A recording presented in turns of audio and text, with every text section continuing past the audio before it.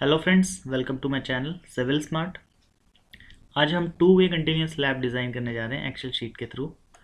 ये हमारा कोई प्लान है, सपोज़ कोई फ्लोर प्लान है या रूफ प्लान है। सपोज़ कोई फ्लोर प्लान है, उसमें ये डिफरेंट टाइप्स ऑफ स्लैब्स हैं with different conditions.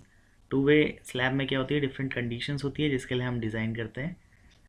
IS code हमें कहता है टेबल नंबर 26 जो कि यहाँ अवेलेबल है। इसमें ये सारा डाटा है, डिफरेंट कंडीशंस है। लाइक S2 स्लैब में क्या है कि ये जो इसका शॉर्टर एज है ये केवल डिसकंटिन्यूस है। One short edge discontinuous, all the three edges are continuous. So ये सेकेंड कंडीशन आएगी ये हमारे वाले केस में, one short edge is discontinuous. Suppose S4 की बात करें तो ये इसमें क्या कंडीशन आएगी, देखिए ये एक एज और two adjacent edge are discontinuous, all are continuous, right. तो ये S4 स्लैब ये देखिए सिमिलर होंगे, S4 S4 S4, ऐसे ही S2 और S2 सेम नाम दे दिया। तो जो डिज़ाइन इसके लिए होगा सेम इसके लिए भी होगा। जो S4 के लिए डिज़ाइन होगा, all S4 slabs will be design as same, ठीक है। तो सपोज हम पहले S1 इंटीरियर स्लैब को डिज़ाइन कर लेते हैं एक्सेल शीट के थ्रू। ये कितने ईजिली हम बहुत क्विकली इसे डिज़ाइन कर लेंगे।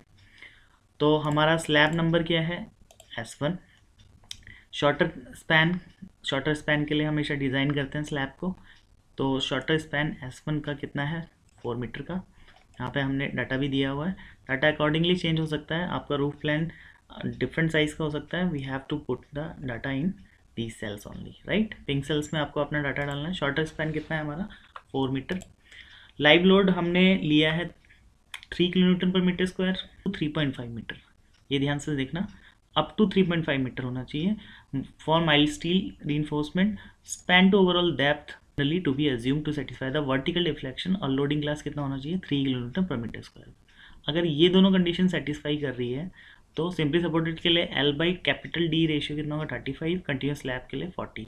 बट अगर 415 ग्रेड हम यूज़ कर रहे हैं, डिफॉर्म बार हम ऑब्वियसली डिफॉर्म बार यूज़ कर रहे हैं, तो 0.8 से मल्टीप्लाई हो जाएगा।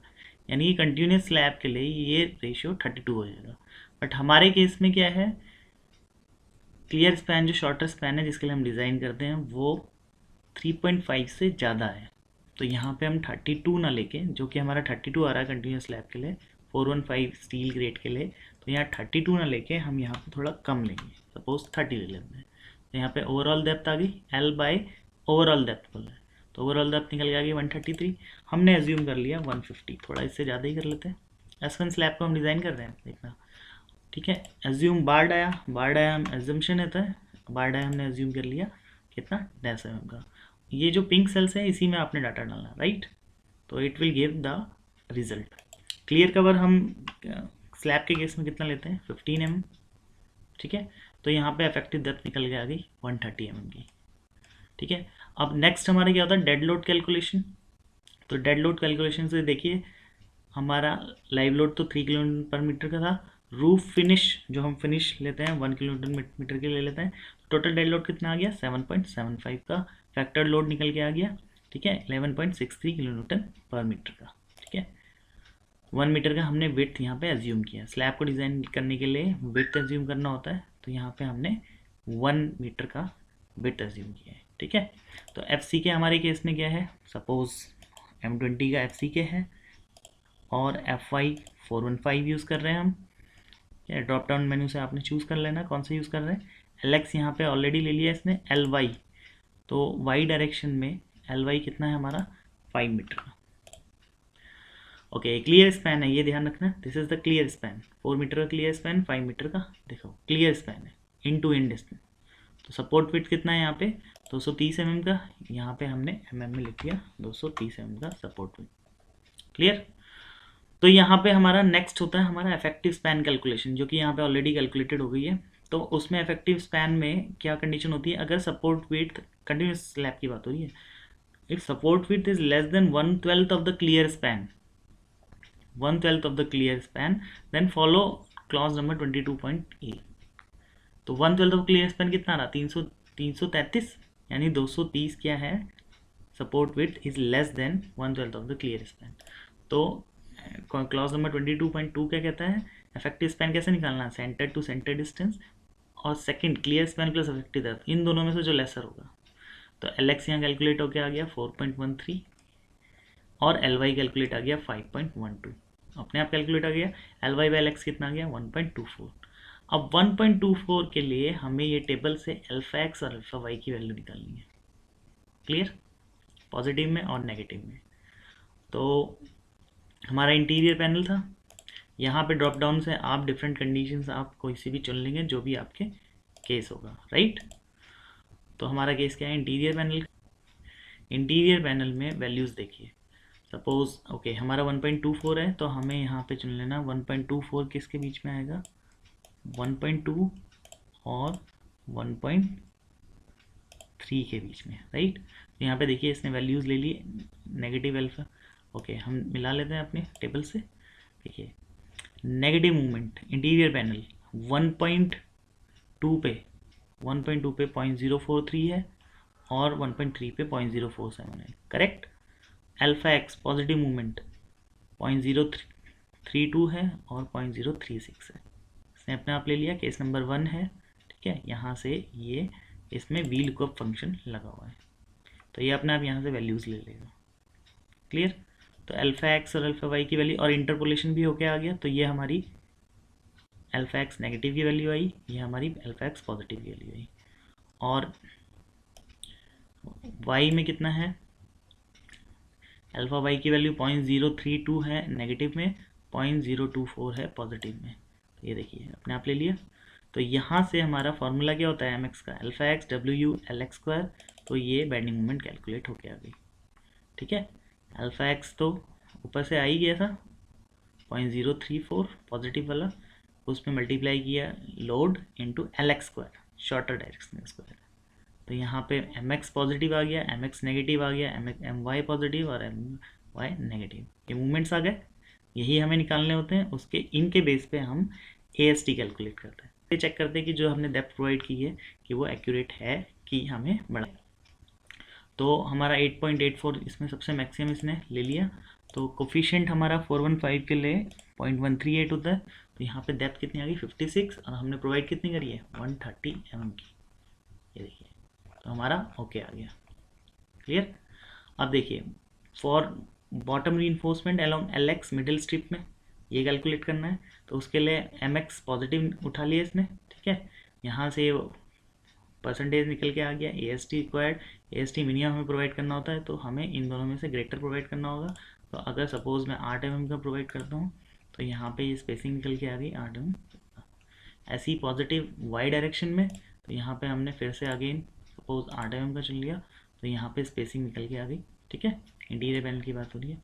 ऐसे ही अब आ जाओ टॉप स्टील यानी नेगेटिव, देखिए ये ओवर ये जाएगा तो ये नेगेटिव मूवमेंट जनरेट होंगे कंटिन्यूस एच पे, तो ये टॉप स्टील निकालना होगा, M X along L X direction, negative M Y along Y direction पे, ठीक है। तो टॉप स्टील की बात हो रही है अलॉन्ग एल एक्स, इसने -8484 उठा लिया,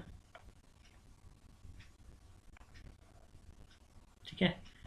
तो डी एक्स 130 है, okay A S T x निकल के आ गया, ए एस टी मिनिमम ये है, तो ये इन दोनों में से जो ग्रेटर होगा वो लेंगे, तो हमने सपोज 8 mm का ही ले लेते हैं, यहाँ पे 250 mm की centre over continuous along L Y direction में, along L Y parallel to L Y, ठीक है। तो यहाँ पे 8 mm का चुन लिया, तो ये आ गया, ओके। एज रीइंफोर्स में एज स्ट्रिप्स पे जो क्रैंक होगा बार, उसमें ये देखिए ये ग्रीन कलर में जो है दीज आर एज रीइंफोर्समेंट, ये एक्स्ट्रा स्टील प्रोवाइड करनी होती है, ठीक है। तो हमने यहाँ पे एज रीइंफोर्समेंट में हमें बार डाया चुनना है, मिनिमम बार रीइंफोर्समेंट डालना होता है। सपोज 8 mm के डालेंगे तो 4 आएंगे और 10 mm के डालेंगे तो 3 हमें रिक्वायर्ड होंगे, ठीक है। रिफ्लेक्शन चेक देख लेते हैं, पीटी जो प्रोवाइडेड मैक्सिमम ये निकल के आ गया, और एफएस इस वाले फिगर से हम अपनी वैल्यू निकाल लेंगे मॉडिफिकेशन फैक्टर की। तो यहाँ पे कहीं 1.9 आ रहा है, यहाँ पे हमने 1.9 डाला, डिफ्लेक्शन चेक में ओके आ रहा है, अदरवाइज रीडिज़ाइन करना होगा, ठीक है। तो ये देखिए डिज़ाइन समरी आ गई फॉर स्लैब S1, यहाँ पर by default calculate. Bottom reinforcement X direction में, bottom reinforcement L Y direction में, एज रीइंफोर्समेंट कंटिन्यूस एज पे, और एज रीइंफोर्समेंट वाई डायरेक्शन में, ठीक है। तो ये हमने इंटीरियर पैनल डिज़ाइन किया। इसी तरीके से अगर हम S4 पैनल देख लेते हैं, S4 पैनल में हमने सपोज S4 यहाँ पे डाला, ठीक है। क्लियर स्पैन कितना है इसका, शॉर्टर स्पैन 3 मीटर का, ठीक है। अब ये हमारी कंडीशन को सेटिस्फाई कर रहा है जो IS कोड कहती है। 3 किलोमीटर पर मीटर स्क्वायर का लाइव लोड है और ये विद इन 3 मीटर है, मतलब 3.5 से ज़्यादा नहीं है। तो यहाँ पे 32 ले लेंगे तो 94 आ गया। तो हमने इसकी डेप्थ ले ली 100 mm। एज्यूम बार डाया सेम 80 mm का इफेक्टिव डेप्थ, सेम FC के सेम सिमिलर, ठीक है। और ये इसके लॉन्गर डायरेक्शन 5 मीटर है, 230 mm का ये इसने कैलकुलेट कर लिया। LX LY बाई LX 1.65 आया। अब यहाँ पे हमें कौन सा चुनना है, 2 adjacent edge are discontinuous. Clear, हमारा क्या है, 2 एडजेसेंट एज आर डिसकंटिन्यूस। तो यहाँ द थिंग इज डैट यहाँ पे 1.65 आया तो हमें ये भी चेंज करना होगा, हमें किसके बीच लेना होगा, 1.5 और 1.75 के बीच में। ये हमेशा ध्यान रखना, ये वैल्यूज़ इनके बीच में इंटरपोलेशन होगा। तो अब देखिए 1.5 पे है 0.075 और 1.75 पे 0.084, ठीक है। और यहाँ पे इंटरपोलेशन होके आ गया। 1.5 पे पॉजिटिव देखें 0.056 और ये किसके 1.75 पे 0.063, ठीक है।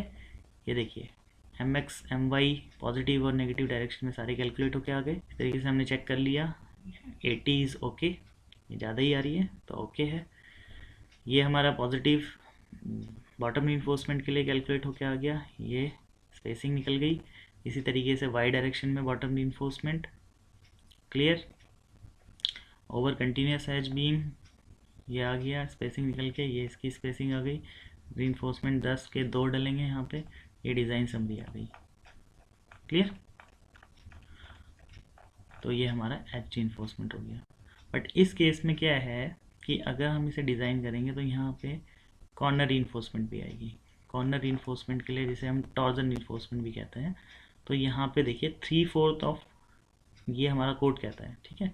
तो मैक्सिमम रीइंफोर्समेंट इसने उठा लिया कि AST मैक्स कितना होगा, हमें बस अज्यूम करना अपना डाया। अगर हम 6 mm का देते हैं या 8 mm का देते हैं, ठीक है। कॉर्नर रीइंफोर्समेंट टॉर्जन U बार जिसे हम बोलते हैं। स्पेसिंग यहाँ पे हम 300 की कर लेते हैं, 300 से ज़्यादा स्पेसिंग नहीं कर सकते।